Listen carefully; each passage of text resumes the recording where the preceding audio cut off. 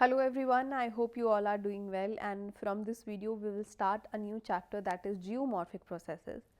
And ये chapter शुरू करने से पहले I told that this line is something which I am going to revise from last video. अगर आपने last video देखा है तो I told you to leave this one line for next part. So यहाँ पे मैंने mistakenly I wrote कि 14 million years ago अर्थ वो आपका जो इंडियन सबकॉन्टिनेंट था it was located near 50 degree south latitude, which was wrong and it was 140 million years ago. That is why मुझे doubt हो रहा था कि ये स्टेटमेंट में मैंने कहीं मिस्टेक कर दी. So this was the mistake कि you have to write there 140 million years ago and not 14 million years ago. Now let's move to our next chapter, that is geomorphic processes. So देखो, geomorphic से मतलब क्या है? Geo means earth, and morph is something which is the external structure of something. Like when we say morphology of a flower, so morphology of flower में हम क्या study करते हैं? फ्लावर का आउटर अपीयरेंस, जैसे उसके पेटल्स, उसके sepals, उसके पोलन ग्रेन्स, उसका पूरा stigma style etcetera, all the things that we can observe in a flower अपने आईज से, और उसका जो एक्सटर्नल स्ट्रक्चर होता है that is morphology of a flower. ठीक है. So geomorphic, morph means external structure. You know how, जैसे मॉर्फोलॉजी ऑफ फ्लावर में हमने सेपल्स, पेटल्स वगैरह, उसके फूल पत्ती देखे, उसकी पत्तियाँ कैसी हैं और उसके पॉलन ग्रेन्स कैसे दिख रहे हैं. ऐसे ही जियोमॉर्फिक, अगर हम अर्थ की मॉर्फोलॉजी की बात करें तो आउटर, बाहर से देखने पे अर्थ कैसा दिखता है? कहीं पे हमको पहाड़ दिखते हैं, कहीं पे नदी दिखती है, कहीं पे ओशंस दिखते हैं, कहीं पे कॉन्टिनेंट्स दिखते हैं. सो जियोमॉर्फिक, मॉर्फ मीन्स फॉर्म और शेप, जो हमको ऐसे बाहर से देखने में ऑब्जर्व जो हम कर सकते हैं, दैट इज जियोमॉर्फिक प्रोसेसेस. अब जियोमॉर्फिक प्रोसेसेस ऐसी प्रोसेसेस होती हैं जो आपके अर्थ के सरफेस को क्रिएट या डिस्ट्रॉय करती हैं. ठीक है. ऐसी प्रोसेसेस या तो आपका जो अर्थ का एक्सटर्नल या आउटर सरफेस है या क्रस्ट है उसको डिस्ट्रॉय करेगा या फिर क्रिएट करेगा. ठीक है. And there are two types of geomorphic processes. ऐसी जियोमॉर्फिक प्रोसेसेस जो अर्थ के इंटीरियर से ओरिजिनेट होती हैं और सरफेस पे जाकर सरफेस को चेंज करने का कोशिश करती हैं. नीचे से ओरिजिनेट होंगी और सरफेस को चेंज करने की कोशिश करेंगी इंटरनल फोर्सेस. एक्सटर्नल फोर्सेस ऐसी फोर्सेस होती हैं जो एटमॉस्फेयर से ओरिजिनेट होती हैं, सरफेस पे एक्ट करती हैं and they tend to change the surface. Okay, those are external forces. I hope you got it. So earth का क्रस्ट जो आपका होता है दैट इज डायनेमिक. ठीक है. Earth crust we have seen that is dynamic. जो earth का outer most layer है इट इज डायनेमिक. अब it is not a uniform round या यूनिफॉर्म ऐसे सॉलिड्स रॉक स्फीयर तो नहीं है.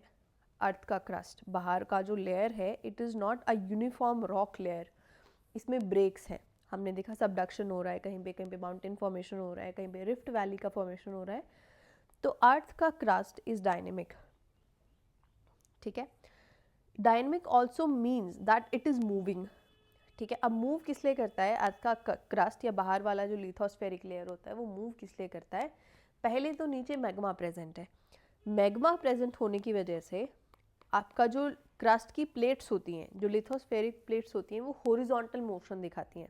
कैसा मोशन दिखाती हैं? हॉरिजॉन्टल मोशन दिखाती हैं. और दूसरा, ये वर्टिकल मोशन भी दिखाती हैं. वर्टिकल मोशन कैसे दिखाती है? दो प्लेट्स जब आपस में स्ट्राइक करती है तो माउंटेन का फॉर्मेशन होता है, हमने देखा. सो when these plates move vertically up, तो ये मोशन ही तो दिखाया है इन्होंने. और जहाँ पे सबडक्शन होता है क्रस्ट में, वी सी कि जो आपका अर्थ की प्लेट्स होती हैं they are moving vertically downwards. ठीक है. सो दो टाइप के मोशंस अर्थ का क्रस्ट दिखाता है, horizontal and vertical, we seen. And that is why we say that earth crust is not static, it is dynamic. Dynamic because it is moving continuously and also because it is changing with time. Dynamic होने के दो कारण हैं. एक तो it is changing with time, जहाँ पे आज पहाड़ है वो वहाँ कल पहाड़ नहीं होंगे, जहाँ आज पहाड़ नहीं है वहाँ कल पहाड़ होंगे. ठीक है. सो अर्थ का crust is not a static body, it is continuously continuously being subjected to different changes. Then dynamic होने का दूसरा कारण है that this crust is continuously moving, and movement दो प्रकार की दिखाता है. हॉरिजॉन्टल मूवमेंट हमने देखा कैसे, जैसे प्लेट्स आपस में ऐसे हॉरिजॉन्टली मूव करती हैं. दूसरा वर्टिकल मूवमेंट हो सकता है क्रस्ट का. वर्टिकल मूवमेंट कब होता है, जब या तो सबडक्ट करता है नीचे या फिर राइज करता है in the form of mountain. I hope you got it. तो पहला लाइन यही लिखा है कि जो अर्थ का क्रस्ट है it is dynamic. Okay, and this is something that you have to remember कि जो अर्थ का क्रस्ट है वो पास्ट में फास्टर मूव किया था. It moved faster in past than it is moving right now. ठीक है, आज जब वो मूव कर रहा है उससे फास्टर रेट पे वो पास्ट में मूव किया है. ठीक है, जस्ट रिमेंबर इट.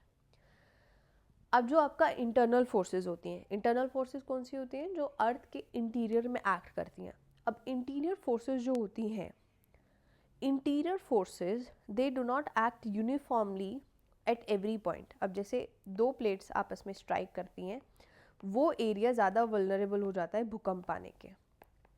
ठीक है, और भूकंप किसकी वजह से आता है, इंटरनल फोर्सेस की वजह से आता है. इसको हम काफ़ी डिटेल में देख चुके हैं. और ऐसा तो नहीं है कि अर्थ के हर पॉइंट पे आपको सेम भूकंप की इंटेंसिटी और फ्रिक्वेंसी देखने को मिलती है, नहीं. तो जो इंटरनल फोर्सेस होती हैं ना आपकी, वो वेरिएबली एक्ट करती हैं.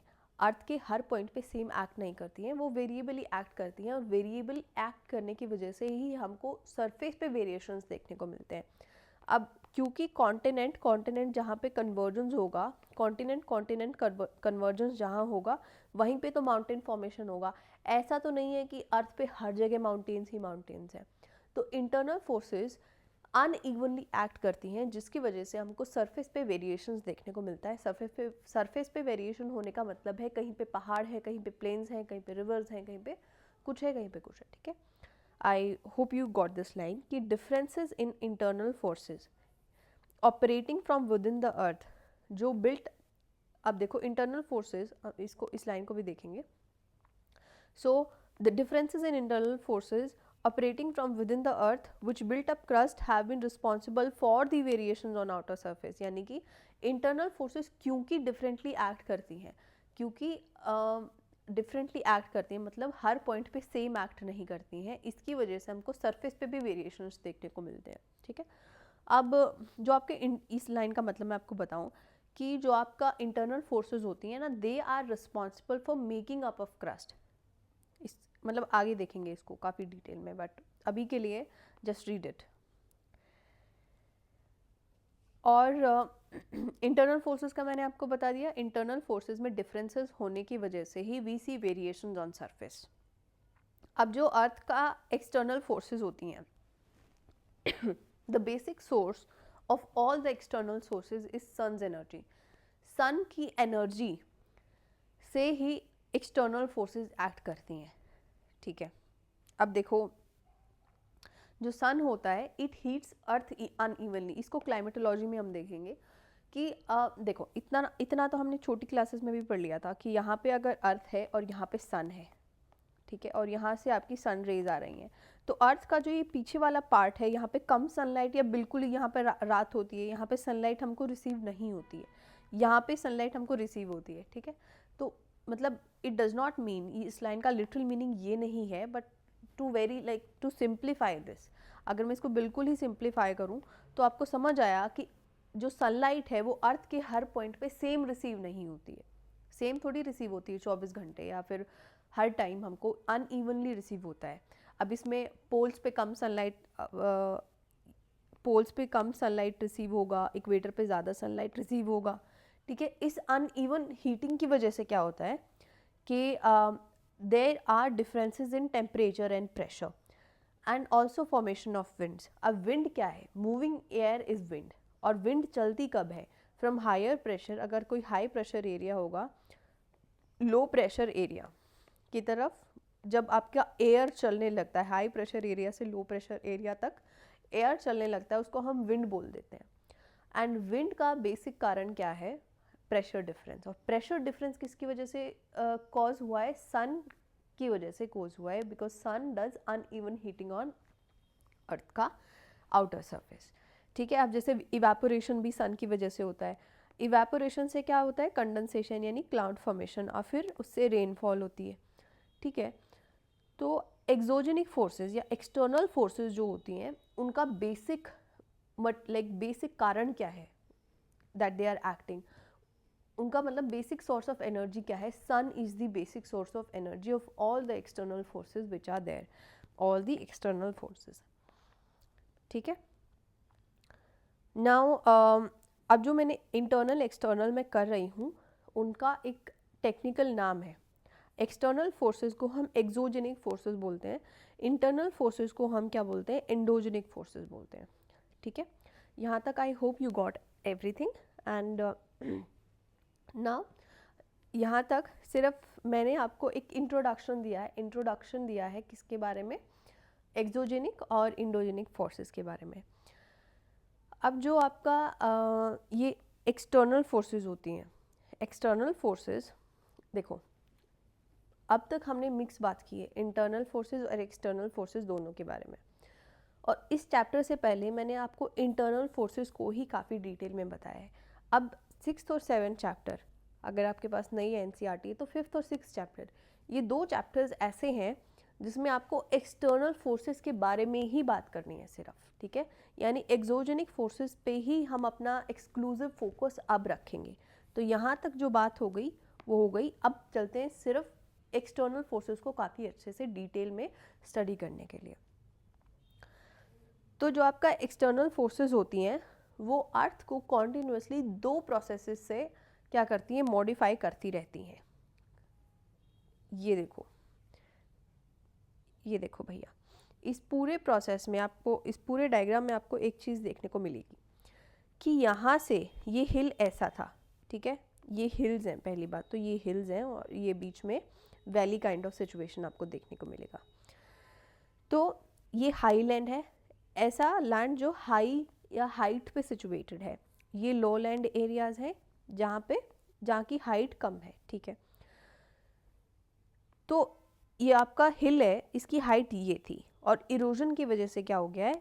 ये जो आउटर आपका ये हिल है ये यहाँ से टूट गया है, और मान लो यहाँ से पहले तो लूज पार्टिकल्स बन गए हैं इसके। तो लूज पार्टिकल्स हो गए हैं अगर, तो क्या होगा? एयर आएगी, विंड चलेगी, और विंड अपने साथ इन छोटे छोटे पार्टिकल्स को लेके और नीचे डिपॉजिट कर देगी इधर। ठीक है, विंड चलेगी और यहाँ पे ये पार्टिकल्स जो है वो नीचे डिपॉजिट हो जाएंगे। तो इसका यहाँ से टूटना इज़ डिग्रेडेशन।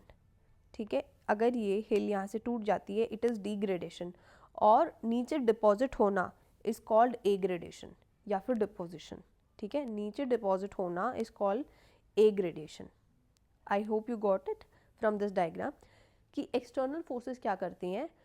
ऊपर वाले हाइट, जिनकी हाइट ज़्यादा है, वहाँ ऐसे एलिमेंट से मटेरियल लेके ऐसे एलिमेंट्स में जमा कर देती है, डिपॉजिट कर देती है जिसकी हाइट कम होती है। ठीक है, सो इसको पढ़ लेते हैं एक बार। डिग्रेडेशन, जैसे कि आपके एक्सोजेनिक एजेंट्स होते हैं, running water, they wear down and Erode high landforms. High landforms को इरोड करके, जैसे कि माउंटेन्स हो गया, प्लेट्यू हो गया, दे आर हाई लैंडफॉर्म्स, उनको इरोड करके, और आपका जो मटेरियल होता है that is transported and deposited in low lying area, जैसे कि वैलीज़ में हमने देखा अभी डिपोजिशन हो रहा था, प्लेन्स एरिया में भी डिपोजिशन हो सकता है। ठीक है, एंड ग्रेजुअली ये जो होता है वैलीज जो होती हैं they tend to fill up. ठीक है, अब इस बात में एक और आपको दिखाई देगा। देखो, अगर यहाँ से कॉन्टिन्यूसली इरोजन हो रहा है, erosion is nothing but wearing down. ठीक है, यहाँ से मटेरियल उड़ाकर ले जाना इज़ इरोजन। ठीक है, यहाँ से मटेरियल हटा देना इज़ इरोजन। तो टाइम के साथ एक्सटर्नल फोर्सेस का कोशिश क्या है? एक्सटर्नल फोर्सेस का कोशिश है कि इस वैली को भर देना। ठीक है, वो चाहती है कि इस हिल की हाइट को और इस वैली की हाइट को मैं सेम कर दूं, कुछ ऐसा इवन सरफेस में क्रिएट कर दूं। ठीक है, ये एक्सोजेनिक प्रोसेसेस का माइंडसेट रहता है कि हिल से जो एक्स्ट्रा मटेरियल है वो वैली में डिपॉजिट करके इसको एक समतल सतह बना दूं।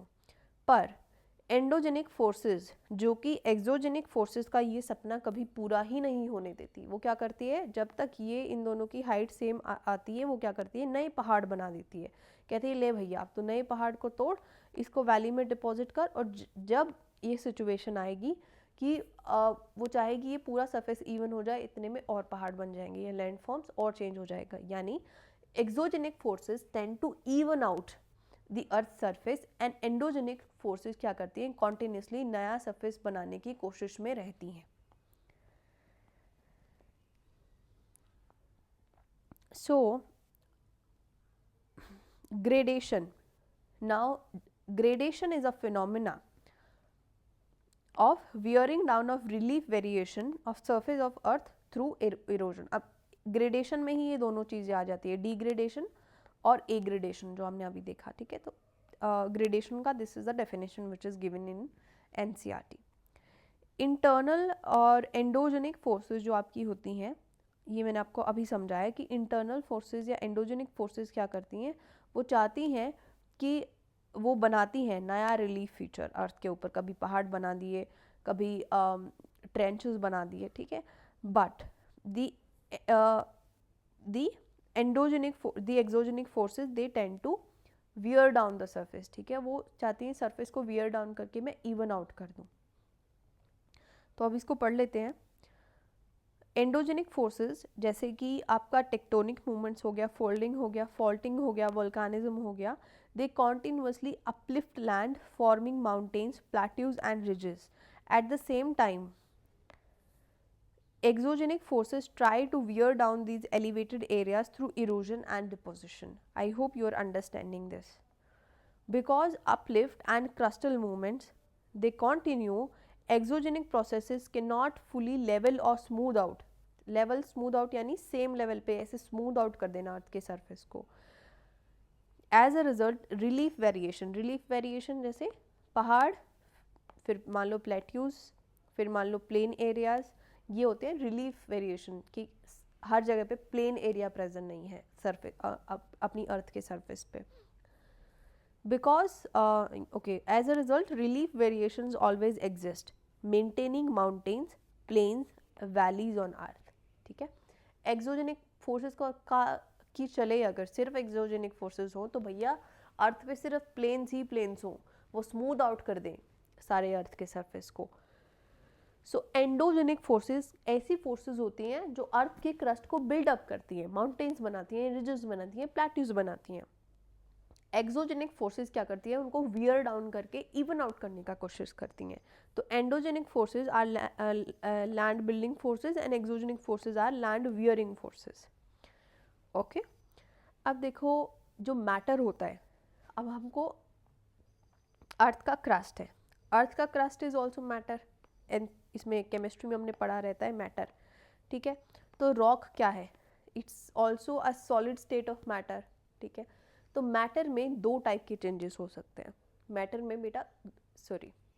में दो टाइप के चेंजेस हो सकते हैं। एक्चुअली यू नो मैंने छोटे बच्चों को पढ़ाया है, जैसे कि 9th-10th को पढ़ाया हुआ है स्कूल में, तो इसीलिए मेरे मुंह से कभी कभी बेटा निकल जाता है। I am very sorry for that. तो physical changes and chemical changes, ठीक है। मैटर में दो टाइप के चेंजेस हो सकते हैं, एक तो फिजिकल चेंजेस और दूसरा chemical changes. Physical changes reversible changes होते हैं, जैसे कि पानी को हमने आइस जमा दिया तो आइस पिघल के वापस पानी बन जाएगा, और इस पानी को फिर से अगर आप फ्रीज कर दोगे तो आइस में कन्वर्ट हो जाएगा। तो physical changes is reversible kind of change. और दूसरा होता है केमिकल चेंज, जो हमने पढ़ा रहता है कि अगर आप इसको कागज़ को जला दोगे तो it will convert into ash and you can not convert the ash back into paper, right. So you see कि जो आपका एंडोजेनिक और एक्सोजेनिक फोर्सेस हैं, जो अर्थ का क्रस्ट है वो भी तो एक मैटर है। तो ये दोनों फोर्सेस उस मैटर पे एक्ट करके दो टाइप के चेंजेस लाती हैं। वो कौन सा है, फिजिकल या केमिकल चेंज, ठीक है। They cause physical stresses which is a physical change, and chemical action on earth material. ठीक है, फिजिकल और केमिकल चेंजेस ही हो सकते हैं दोनों, तो आपको याद रहेगा, मैंने सिंप्लीफाई करके समझा दिया है। सो इसकी वजह से क्या होता है कि कॉन्फ़िगरेशन, जो आपका अर्थ का सरफेस होता है उसकी कॉन्फ़िगरेशन में कुछ ना कुछ चेंज होता रहता है कि एक ही बात को काफ़ी बार रिपीट किया हुआ है एनसीईआरटी में, अलग अलग लाइन में लिख के, when you paraphrase one line, और उस एक लाइन को पैराफ्रेज करके काफ़ी बार रिपीट किया हुआ है, that is why you will be feeling कि मैं काफ़ी चीज़ें रिपीट कर रही हूँ, बट एनसीईआरटी में ऐसे ही लिखा है, and I want to stick to what is there in NCERT. तो डायस्ट्रॉफिज्म और वोल्केनिज्म ये एग्जाम्पल है एंडोजेनिक प्रोसेसेस के। और वेदरिंग, देखो अब डायस्ट्रॉफिज्म को हम डिटेल में पढ़ेंगे इसी चैप्टर में, वोल्केनिज्म को हम देख चुके हैं, but for now you just need to know कि एंडोजेनिक प्रोसेसेस के दो एग्जाम्पल्स एनसीईआरटी में दिए हुए हैं, diastrophism and volcanism. And exogenic processes के जो एग्जांपल्स दिए हुए हैं that are weathering, mass wasting, erosion and deposition. ठीक है, these 4 examples are given, weathering, mass wasting, erosion and deposition, exogenic processes. Now let's see geomorphic agent. So geomorphic agent क्या होता है? Any exogenic element of nature, जैसे कि पानी, ice, wind, capable of acquiring and transporting earth material. Earth material जैसे कि कुछ छोटे रॉक्स हो गए, कुछ सैंड मटेरियल्स हो गए, ये अर्थ मटेरियल होते हैं। तो ऐसे एलिमेंट जो इन रॉक मटेरियल या अर्थ मटेरियल्स को कैरी करके एक जगह से दूसरी जगह लेके जा सकते हैं, दोज आर जियोमॉर्फिक एजेंट। अब जैसे विंड है, हमने देखा है कई बार आंधी आती है जब, तो आंधी में काफ़ी धूल भी उठ रही होती है ना, आंधी के साथ we see a lot of sand particles also in the air. So wind is capable enough to acquire those earth material and take them from one place to another, and that is why we say that wind is a geomorphic agent। समझ में आया? आंधी आ रही होती है तो हवा के साथ मिट्टी भी आती है हमारे घरों के अंदर, है ना, तो wind is very much capable of acquiring that soil particle and taking it from one place to another, and that is why we say that wind is a geomorphic agent। okay? और इन geomorphic agent ये active कब होते हैं? ये geomorphic agent ये active कब होते हैं? ये ग्रेडियंट्स में एक्टिव होते हैं। देखो जियोमॉर्फिक एजेंट जो होता है वो उसको एक फोर्स चाहिए होता है एक्ट करने के लिए, ठीक है, कॉन्टीन्यूसली। ऐसा तो नहीं होता है कि हर मतलब 24 घंटे विंड्स चल रही हैं और मिट्टी आए जा रही है, ऐसा नहीं होता है ना। ऐसा होता है किसी टाइम पीरियड पे आंधी आई, किसी टाइम पीरियड पे हवा नहीं चल रही है अर्थ पे, तो इन फोर्सेस को ड्राइव करने के लिए इन फोर्सेस को दो इनकी हाई कमांड होती हैं, दो हाई कमांड्स होती हैं और वो कहती हैं कि चलो भैया अब अपने काम पे लगो। और वो दो हाई कमांड्स कौन सी हैं? एक तो है ग्रेडियंट, ठीक है, और दूसरा है ग्रेविटी। अब ग्रेडियंट क्या होता है, ग्रेविटी क्या होता है, ये देखेंगे, बट अभी के लिए ये जो एक्सोजेनिक फोर्सेस हैं इनको कमांड कौन करता है कि चलो काम पे लगो? दो मम्मियाँ होती हैं इनकी, एक तो ग्रेडियंट, एक का नाम है ग्रेडियंट और दूसरे का नाम है ग्रेविटी, और ये कमांड करेंगे कि चलो बेटा उठो काम पे लगो, ठीक है। तो ग्रेडियंट क्या होता है? Gradient is nothing but differences in height, pressure और एनर्जी। प्रेशर का एग्जांपल लेते हैं, तो वैसे तो क्लाइमेटोलॉजी में आप डिटेल में पढ़ोगे high pressure low pressure areas, but फिर भी मैं आपको बता दूं कि जो विंड है वो हाई प्रेशर एरिया से लो प्रेशर एरिया तक पर मूव करती है। अब इसका काफ़ी टेक्निकल वो है एक्सप्लेनेशन, बट अभी के लिए बस सुन लो कि हाई प्रेशर एरिया से लो प्रेशर एरिया की तरफ विंड मूव करती है। और हाई प्रेशर एरिया और लो प्रेशर एरिया ये जो बन रहे हैं, इन दोनों को क्या बोलते हैं? Gradient. Gradient is nothing but differences in height, कहीं पे हाइट हाई है कहीं पे हाइट लो है, तो आप कहोगे ग्रेडियंट बन गया है, ठीक है। हाइट हाई है कहीं पे हाइट लो है, तो ये एक ग्रेडियंट बन गया है। सो डिफरेंसेस इन हाइट, प्रेशर और एनर्जी, समझ में आया? अगर कहीं पे ग्रेडियंट बन रहा है तो वो ग्रेडियंट की वजह से जियोमॉर्फिक एजेंट काम पे लग जाएगा, काम करना शुरू कर देगा, ठीक है, जैसे विंड है, अगर हाई प्रेशर और लो प्रेशर एरिया बन गया है तो एयर जो है वो मूव करना शुरू कर देती है, ठीक है, एयर क्या बन जाती है, विंड बन जाती है। और इस विंड की वजह से क्या होता है, आपका अर्थ के मटेरियल एक जगह से दूसरी जगह पर ट्रांसपोर्ट हो पाते हैं। आई hope you got it. So they remove आपका जो जियोमॉर्फिक एज ग्रेविटी, दूसरा रह गया ना, मैंने दूसरा हाई कमांड बोला था कि दूसरा ग्रेविटी होता है, ग्रेविटी को नेक्स्ट पेज पे अभी देखेंगे इस पैराग्राफ के बाद, ठीक है।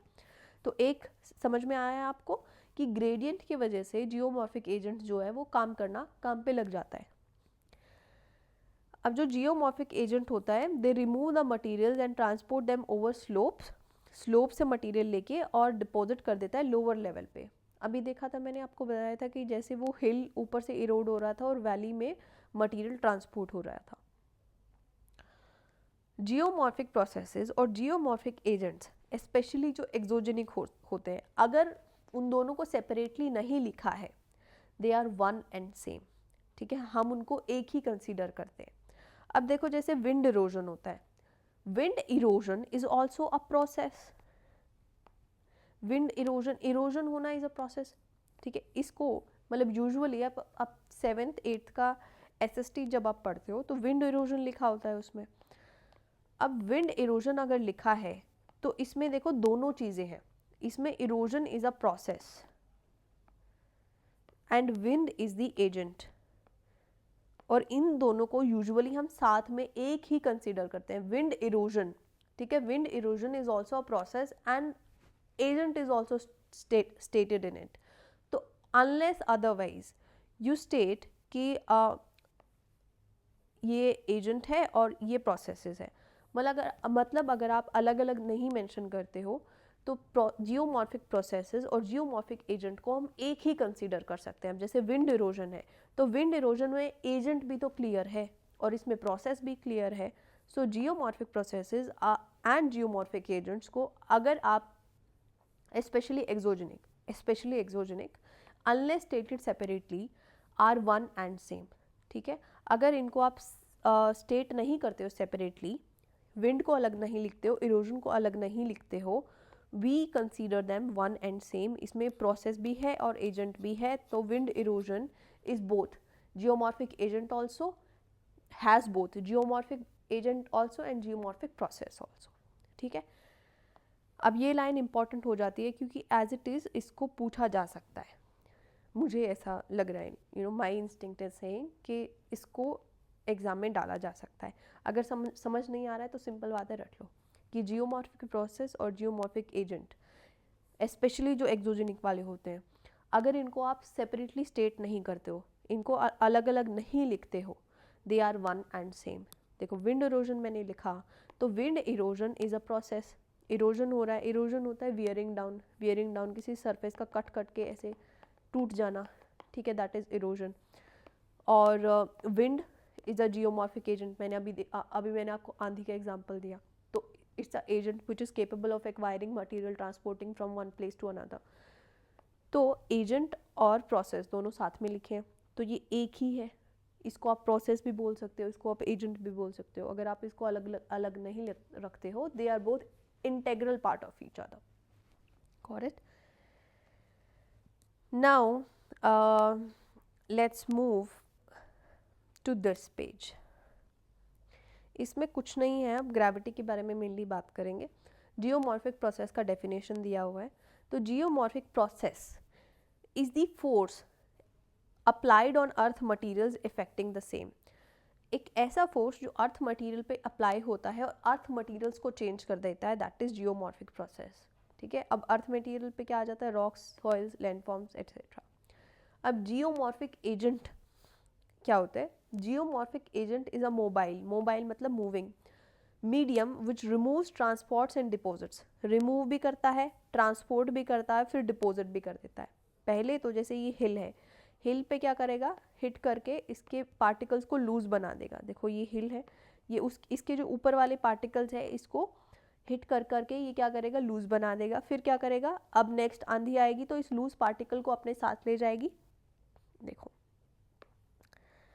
ये कोई हिल है, ठीक है, ऊपर से हवा चल रही है, हवा की वजह से क्या होता है, इसके जो पार्टिकल्स के बीच का बॉन्ड है, वेरी सिंप्लीफाइड बट समझने के लिए ठीक है, इसके पार्टिकल का बॉन्ड है जो वो कमज़ोर पड़ने लगेगा और आपको ऐसे लूज पार्टिकल्स देखने को मिलेंगे। अब जब नेक्स्ट आंधी आएगी तो इस मिट्टी को अपने साथ उड़ा ले जाएगी और ले जाकर कहीं तो डिपॉजिट करेगी, कहीं तो डिपॉजिट करेगी ना भैया। तो जियोमॉर्फिक एजेंट क्या होता है, मोबाइल मीडियम यानी मूव तो करना चाहिए उसको। जियोमॉर्फिक एजेंट मूव करेगा तभी तो एक जगह से दूसरे जगह पर किसी मटेरियल को डिपॉजिट कर पाएगा। मूवमेंट के बिना डिपॉजिशन या ट्रांसपोर्टेशन पॉसिबल ही नहीं है। तो mobile medium which removes, transports and deposits earth material. अब इसमें रनिंग वाटर आ जाता है, ग्राउंड वाटर आ जाता है। अब देखो, running water is a agent.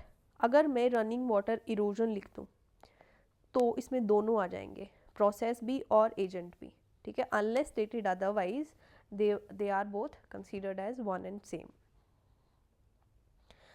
ना ग्रेविटी के बारे में बात कर लेते हैं। अब ग्रेविटी देखो, ग्रेविटी क्या करती है, it also says to these geomorphic agents के चलो भैया काम पे लगो। तो ग्रेविटी की वजह से अब कैसे कहती है काम पे लगो, ग्रेविटी कहती है ये स्ट्रेस जनरेट करती है, ठीक है। अब ग्रेविटी की वजह से हमको दो टाइप का स्ट्रेस फील होता है रॉक्स को। अब जो लो लाइंग रॉक्स होती हैं, अब मान लो ये लेयर है, पूरा क्रस्ट है, ठीक है, क्रस्ट है। अब इन पे भी तो ग्रेविटी लग रही है। अब क्रस्ट की जो सबसे नीचे वाली रॉक होगी उस पे ग्रेविटी का स्ट्रेस सबसे ज़्यादा होगा, क्योंकि इसके ऊपर कितना बड़ा पत्थर प्रेजेंट है, ये पत्थर की वजह से नीचे ग्रेविटी लग रही है, द डाउनवर्ड फोर्स, और यहाँ पे स्ट्रेस जनरेट हो जाता है, ठीक है। एक ये वाला स्ट्रेस हमको ग्रेविटी की वजह से फील होता है, और दूसरा स्ट्रेस क्या होता है, एक शेयर स्ट्रेस होता है, ठीक है। अब जो हिल्स होती हैं, हिल्स में ग्रेविटी सिर्फ वर्टिकली एक्ट नहीं करती है, वर्टिकली एक्ट करती तो हम स्लोप्स पर से फिसल ही नहीं पाते। देखो, हमने यूजुअली देखा है कि अगर हम ग्राउंड पे खड़े हैं तो ग्रेविटी ऐसे, अगर ये मान लो हम हैं, ठीक है, ग्राउंड पे खड़े हैं तो ग्रेविटी वर्टिकली डाउन एक्ट करती है, इसलिए हम हवा में उड़ नहीं जाते। पर जो स्लोप्स होते हैं, आपकी हिल्स की स्लोप्स होती हैं, उसमें सिर्फ वर्टिकली डाउन नहीं एक्ट करती ग्रेविटी। अगर हम यहाँ खड़े हैं, सिर्फ वर्टिकली एक्ट करती तो हम स्लोप्स पर से कभी फिसल ही नहीं पाते, ठीक है। स्लोप्स जो हैं आपके, उनसे हम कभी फिसल ही नहीं पाते अगर ग्रेविटी सिर्फ नीचे एक्ट कर रही होती। इसका मतलब है ग्रेविटी का एक एलिमेंट ऐसे भी एक्ट कर रहा है, ठीक है, ग्रेविटी का एक ऐसे भी एक्ट कर रहा है, इसलिए जो आपका झूला होता है उससे आप ऐसे फिसल पाते हो, ठीक है। तो ग्रेविटी के दो एलिमेंट एक्ट कर रहे होते हैं ऑन स्लोप्स, एक तो ऐसे वर्टिकली डाउनवर्ड और एक ऐसे नीचे, स्लोप से आपको जो फिसलने में हेल्प करता है, ठीक है। और ये वाला जो एलिमेंट है which is parallel to slope, इसको शेयर स्ट्रेस बोलते हो। No need to remember, but still I am just explaining कि स्ट्रेस, ये शेयर स्ट्रेस है, इसकी वजह से मूवमेंट ऑफ मटेरियल कैसे होता है। अब हिल के टॉप पे क्या हुआ, किसी वजह से इसके पार्टिकल्स लूजन अप हो गए, यहाँ पे बोल्डर्स, पत्थर, छोटे कंकर, मिट्टी ऐसे प्रेजेंट है। शेयर स्ट्रेस की वजह से क्या होगा, शेयर स्ट्रेस की वजह से ये स्लोप से नीचे डाउन मूव करने लगेगा, जैसे आप झूले से नीचे आते हो, ठीक है। तो ग्रेविटी की वजह से जियोमॉर्फिक एजेंट एक्ट करता है, ठीक है। अब देखो, दो चीज़ें हैं यहाँ पे, एक तो ग्रेविटी स्ट्रेस क्रिएट करेगी, अगर ग्रेविटी स्ट्रेस क्रिएट कर रही है उसकी वजह से मटेरियल जो है वो मटेरियल लूजन अप हो रहा है, अब मटेरियल लूजन अप हो गया है, हो सकता है हवा आए, जैसे यहाँ पे मटेरियल लूजन अप हो गया है फॉर एग्जांपल कहीं भी ग्रेविटी की वजह से, अब हवा आ रही है उस मटेरियल को ले जा रही है, तो gravity it also acts like enabler for geomorphic agent to act. I think अभी मैं इतना क्लियर नहीं हूँ, मैं आपको बाद में समझाऊंगी, एक बार ये पूरा पढ़ ले फिर शायद आप अच्छे से समझ पाओगे। इसको अभी छोड़ दो जो मैंने अभी बताया आपको, ठीक है।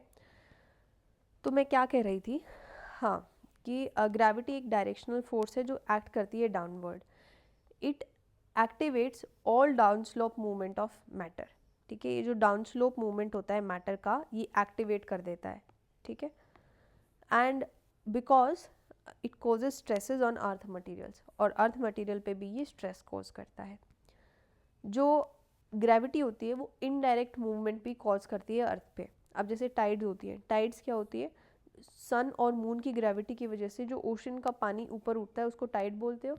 ओशन की वेव्स क्या होती हैं, अब जैसे देखो पानी ऊपर जा रहा है और जैसे समुद्र का पानी ऊपर जा रहा है ग्रेविटी की वजह से वो नीचे आ जाएगा, दैट इज ओशन में वेव्स क्रिएट हो गई। तो इनडायरेक्टली ग्रेविटी की वजह से तो वेव्स और टाइड्स क्रिएट होती हैं, तो indirect gravitational stresses it activate wave and tide induced. Wave और टाइड की वजह से जो करंट, जैसे पानी का इधर ऊपर नीचे जाना, ये वाटर करंट्स एंड विंड्स, यानी कि इनडायरेक्टली ग्रेविटी की वजह से टाइड और वेव क्रिएट हुए, और टाइड और वेव की वजह से करंट और विंड क्रिएट हुई। करंट यानी ऐसे वाटर का ऊपर नीचे जाना इज वाटर करंट, और विंड्स जैसे पानी ऊपर नीचे जाता है तो इसके ऊपर जस्ट ऊपर जो एयर प्रेजेंट होती है, एयर प्रेजेंट होती है वो उसको भी पुश या पुल करता है। तो इनडायरेक्टली पानी की आपका ग्रेविटी की वजह से हमको ओशन टाइड्स और ओशन वेव्स देखने को मिलते हैं, जिसकी वजह से करंट्स और विंड्स भी कई बार हमको देखने को मिलती हैं अर्थ के ऊपर। और विंड क्या है, जियोमॉर्फिक एजेंट है, और जियोमॉर्फिक एजेंट अगर क्रिएट होगा तो अपने साथ कुछ कैरी करेगा, ट्रांसपोर्ट करेगा, ठीक है।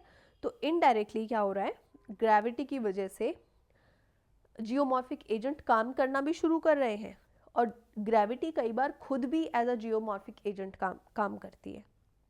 देखो अब ग्रेविटी और ग्रेडियंट ये दो चीज़ें ऐसी हैं कि ये अगर ना हो तो अर्थ पे एक्सोजेनिक फोर्सेस का मोबिलिटी ही पॉसिबल ना हो। क्या पॉसिबल ना हो, मोबिलिटी ही पॉसिबल ना हो, और मोबिलिटी नहीं होगी तो इरोजन नहीं होगा, ट्रांसपोर्टेशन नहीं होगा और डिपोजिशन नहीं होगा। So gravitational stress it is as important as gravitational processes.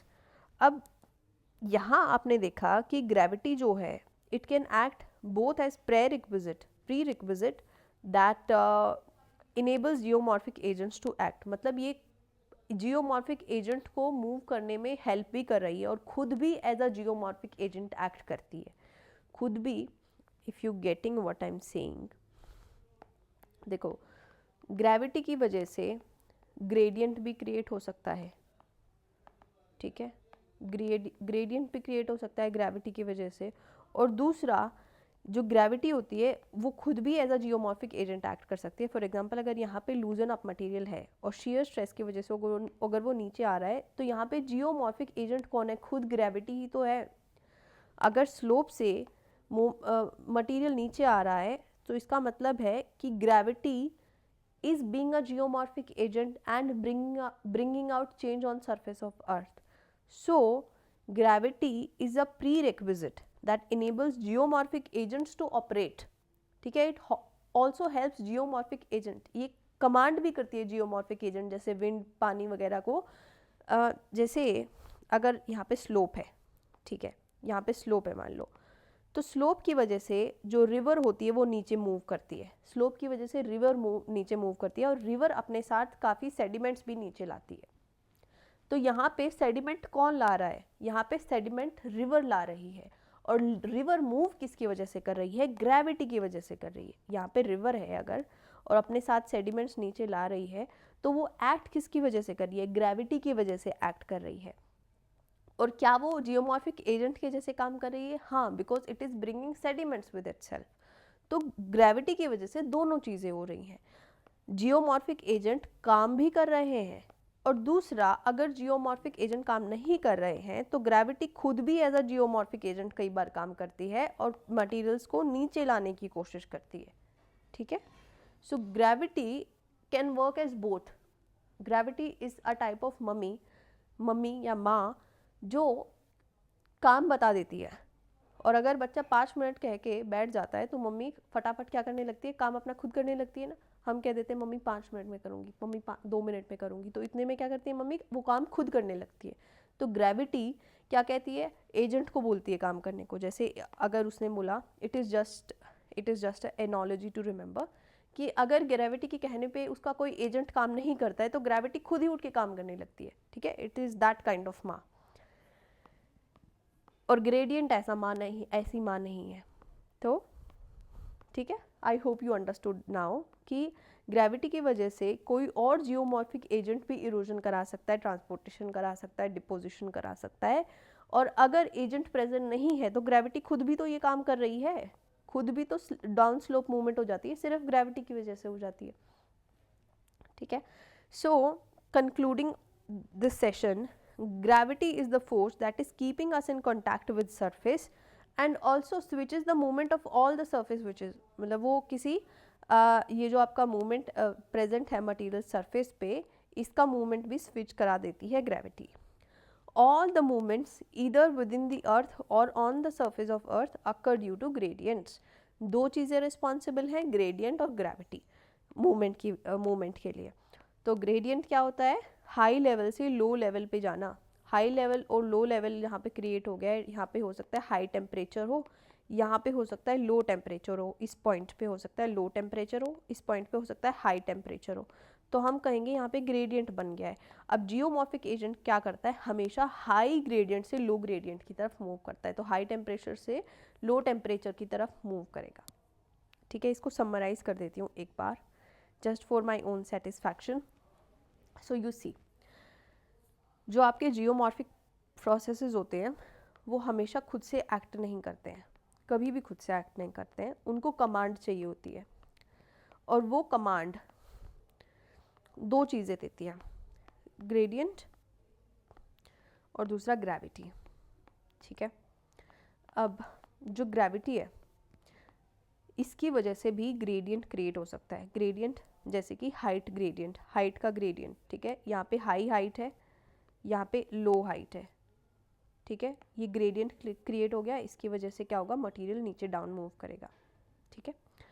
और आपकी जो ग्रेविटी होती है, gravity can also act as a geomorphic agent और it can create a gradient so that a geomorphic agent can act on it.